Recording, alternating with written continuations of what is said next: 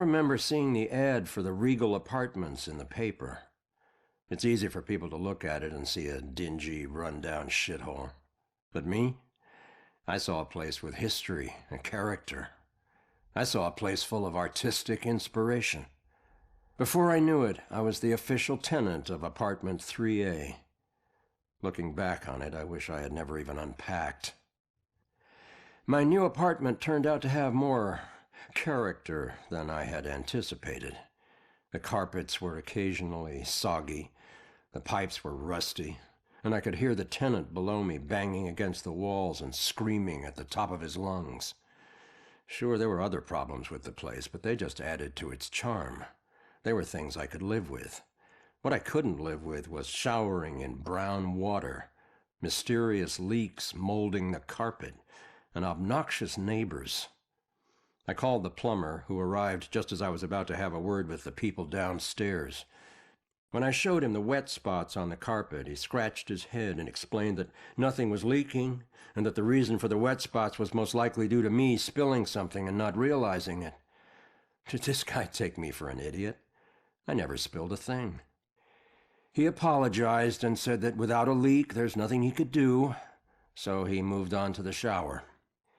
Thankfully, the water had no trouble turning brown. He thought it could be an issue with a rusty boiler and went to check it out. I took the opportunity to address the tenants below. I knocked on the door, but no one answered. In fact, I couldn't hear anything at all. I tried the door, expecting it to be locked, but it just swung open. I was shocked to find it completely empty. That's when wet footprints began to appear on the floor. They were headed right for me. Just then I could hear the plumber scream from the boiler room downstairs. By the time I ran down there, he was long gone, but he had discovered the source of the brown water. Packed into the old rusty boiler was a bloated, decomposing corpse. The police are still investigating the homicide, and the landlord has promised to renovate the boiler room. However, despite his efforts, 3A is back on the market, and I doubt I'll ever feel clean again. Well, it was somewhere around noon on a Sunday when I got a call from the pastor. He was looking for someone to fix up the old church. It had been sitting up on that hill, abandoned for over 40 years after getting hit by lightning back in '98. It suffered a bunch of fire damage. So, of course, I agreed to help. I knew something was wrong the second I stepped inside. As an inexplicable chill came over me. Anyway, I shook it off and I set to work. As I started tearing up the damaged floorboards, they were all bad. Well, I uncovered an old rat's nest. It seemed like any of the others I'd seen over my 22 years in the construction business, until I saw the scraps of human hair and bones that the rats had used to make it. Well, suddenly I heard the floorboards on the second floor creaking above me, and the sounds of a young girl weeping. Well, I was worried that the damaged section of the ceiling was going to give way under her weight, so, I yelled, "Hey, stop, come down immediately." Well, my voice must have startled her because she went completely silent. So I got up and I went to look for her. When I entered the room upstairs, though, I was surprised to see it completely empty. It only took me, a minute to make my way up there, and I would have heard her run off if she did. But that's when I heard the weeping again. Only this time it was coming from the bell tower. So I climbed up the long, treacherous, curving stairs at the top, and I noticed what I thought was dried blood dotting the way. When I finally got up to the belfry, I was just paralyzed with terror, because lying before me was the withered corpse of a young girl. Judging by her sun-bleached clothes and weathered bones, it seemed like she'd been lying there for the better part of those 40 years the place had been empty. The rats, they picked her bones clean. I took off running. I didn't stop until I got all the way to town. The ravages of time made it impossible for the authorities to get any identity on this girl. It seems Salem will never know who killed her. Some people still claim to hear her weeping there. As for myself, I never went back. I can still remember my first day on the force. Salem PD was in this tiny building on the edge of town. It was old, crowded, and completely insufficient to handle the day-to-day operations. Protecting Salem was getting harder and harder. Finally, the city decided to convert the old armory into our new headquarters. And when we finally moved in, I couldn't believe how big and modern the place was. Not bad for one of the first buildings in Salem. Plus, it just felt right. It used to be the city's first line of defense in a wild frontier, and now it had resumed its post once again, only this time in a modern world. The first week was a little chaotic as we settled in. One officer reported that someone had removed his gun from his locker. It took him 20 minutes to track it down, and when he did, he found it leaning against the wall in one of the unoccupied offices. Also, the late-night station operator reported a strange phone malfunction. Occasionally, when someone would call in to report a shooting, the recording would just stop. The call would cut out, and the voice of the panicked caller would just loop over and over again until the phone was unplugged. Soon it was pretty clear that these strange occurrences weren't just honest mistakes or faulty phone lines. One evening, the medical examiner came running down the hall in tears. She noticed that her scalpels and other tools had gone missing. She went to get more from the cabinet, but stopped cold at what she saw in the reflection. A ghostly silhouette of a Civil War soldier was standing over one of the corpses. She spun around. It was gone. She barely noticed how cold the room had gotten before running off.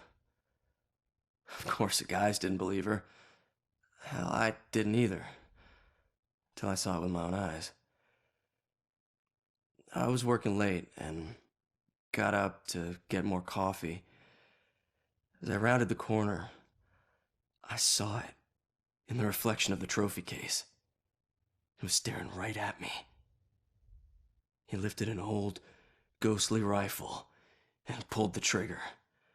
The trophy case fractured into a spider web of cracked glass, and I took off running. The captain didn't believe me. Ed docked my next paycheck to replace the glass. I didn't care if people thought I was crazy. I know what I saw.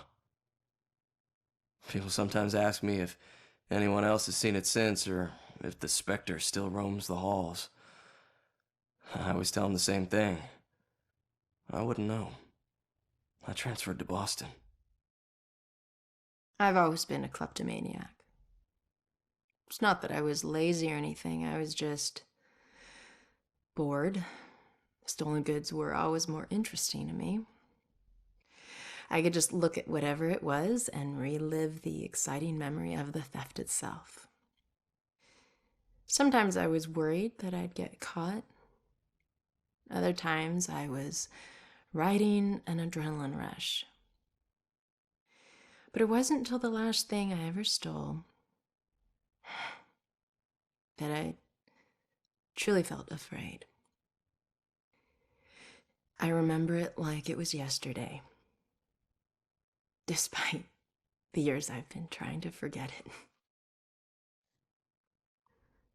My friends and I snuck into a graveyard to drink a few beers like we normally did on a boring weeknight. We headed for our usual spot, an old run-down mausoleum. Only this time it was locked. It seemed someone had finally taken an interest in the dead guy it belonged to and didn't appreciate us partying there. So we split up and went looking for a new place. Finally, I found another mausoleum, and one of its walls had begun to crumble away, but I squeezed through. The inside looked the same as all the others, except for one thing. Lying there on top of the central tomb was a dusty frame that contained a wreath made of elaborately braided rope. Knowing that antiques were valuable, I took it. I figured I'd wait a week before selling it in case anyone reported it stolen. So when I got home, I hid it at the top of my closet and went to sleep. That night, I had horrible nightmares of a dead-faced hag with rotting flesh. No matter how many times I woke up, she always found her way back into my dreams. Over the next few days, the nightmares got worse. I'd wake up only to find clumps of my hair missing and my scalp bleeding. I chalked it up to stress and feelings of guilt about stealing from the graveyard. So the next day I went to a pawn shop to sell the wreath and be done with it. I could feel a shiver run down my spine when the pawnbroker informed me that the wreath wasn't made from a rope at all. It was actually made from the human hair of a deceased loved one, as was customary in the late 1800s. I wanted the nightmares to stop, so I sold it to him. Unfortunately, it didn't work that way. Now I spend my time trying to track it down, hoping to return it so I can finally get some sleep. I've had a long career working as a state inspector for the Department of Mental Health. During that time, I've been to a lot of institutions, and I have seen a lot of horrible things. But nothing even comes close to the evil events that I witnessed at Fairhaven Sanitarium, the place they now call Lux Eterna. I first arrived in 1926 to investigate claims of overcrowding and neglect. However, Fairhaven's reputation was tainted long before that.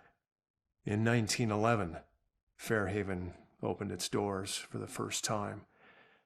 A notoriously violent criminal by the name of Jack Yates was the hospital's first patient.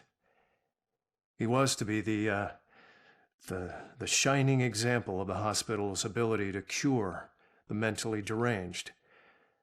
However, when the superintendent's family was visiting one day, Yates broke free from his restraints, and he killed the man's wife. Since then, no one knows what happened to Yates or the superintendent. Well, that is, until now. Superintendent Wallace Halstead greeted me at the door. He seemed as empty and unkempt as the patients he lorded over. And as I conducted my evaluation, I couldn't help but notice how nervous he got when I passed by a small broom closet. And naturally, I felt it necessary to find out why. When I opened the door, I was hit by the overpowering smell of human excrement. As the light flickered on overhead, I was horrified at what I saw. A withering man lay shackled to the floor in a pile of his own filth. Years of sunless existence had turned his skin, hair, and eyes milky white. He had been chained there for so long that his skin had grown over the shackles. It took me a moment to realize that the husk of a man was Jack Yates. The police arrived and Dr. Halstead was carted off. Doctors moved Yates from the small room for the first time in 15 years. The floor beneath him was permanently stained with the shape of his silhouette. They tried to remove the shackles from under his skin, but the shock of it all was too much for him. He died the next day. I watched as they walled up his tiny prison, trying to pretend that it never happened. I honestly hope he's in a better place, although the staff still claims to hear his agonizing wails coming from inside the walls. My husband and I stepped off the platform and onto the giant hissing locomotive. I remember looking back at our small town and thinking of all the happy memories we made there. But I was excited to start our new life in Salem. I must have dozed off because I was startled awake by the sound of screeching metal. And as the train came to a halt, all I could hear was the torrential rain pelting against the roof. I looked out the window.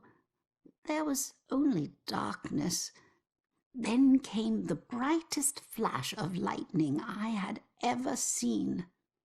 When my husband left to inquire about the delay, a woman in the back of the train started screaming. We rushed over to her and asked her what was wrong, but all she could manage to say through her sobs was something about seeing the spirits of the dead wandering in the rain. Stranger still were the passengers that were suddenly stricken with the painful memories of their past. It was at this point that I became truly terrified, so I set out to find Joe. When I reached the cab and still hadn't found him, I was worried.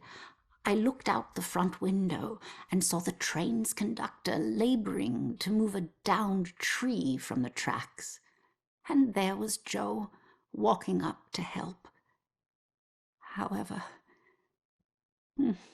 instead of grabbing hold of the tree, Joe bent down, picked up a rock, and crushed the conductor's skull with it.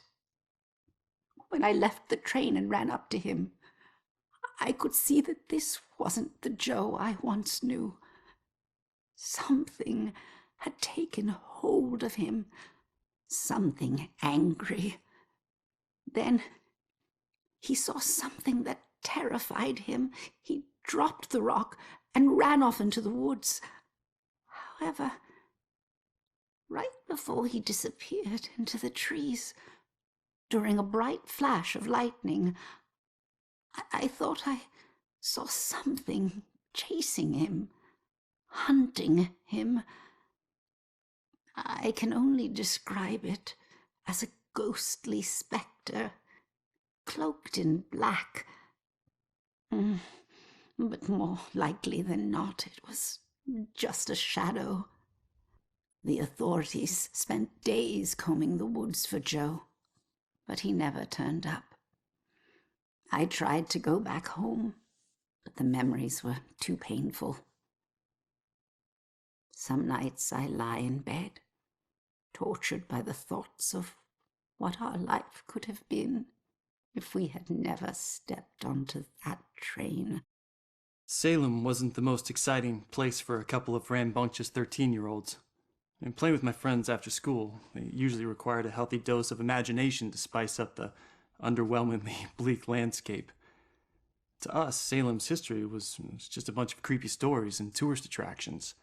Witches didn't exist, we all knew that. That's why Robbie Barnes was the laughingstock of the entire school. He actually believed that they were real. Looking back, I wish I hadn't teased him so much. Maybe then he'd still be alive. I forget which one of my friends actually came up with a plan to prank Robbie, but it didn't take him long to get us all on board. My job was to find an example of an old spell. I mean, it took me all of 15 minutes. And the library had practically every book ever written on the subject. The next step involved the Judgment House. It sat up on the hill, abandoned. Everyone said it was haunted.